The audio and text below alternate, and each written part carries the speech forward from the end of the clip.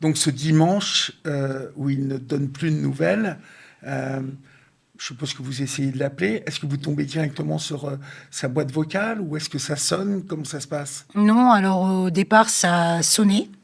Oui. Ensuite, on a eu le petit-fils justement du gendarme, Émilien, qui décroche, qui nous dit qu'Ismaël dort, donc et qu'il va nous rappeler.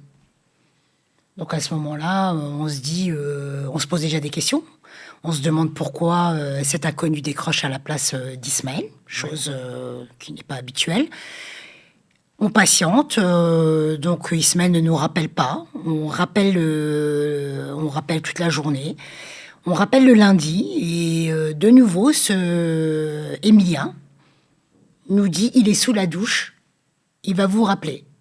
Donc là, on se posait déjà des questions et on lui a dit clairement mais tu nous as dit qu'il dormait, là il est sous la douche.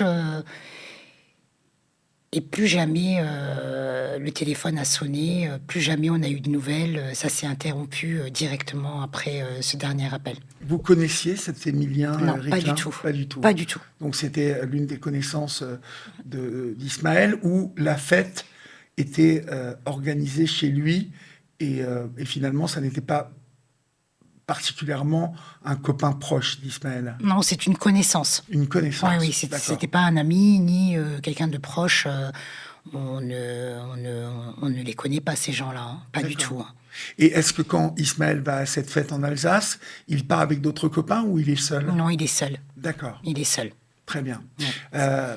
Oui, c'est curieux que cet Émilien décroche une première fois pour vous dire que Ismaël dort, Oui. le lendemain qu'il est sous sa douche.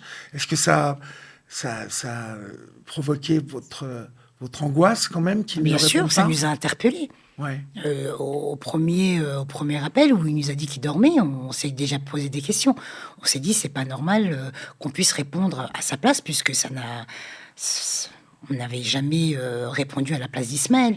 Donc on s'était déjà posé des questions à ce moment-là. Là, on a commencé à sentir l'angoisse et se dire qu'il y avait quelque chose qui se tramait derrière tout ça.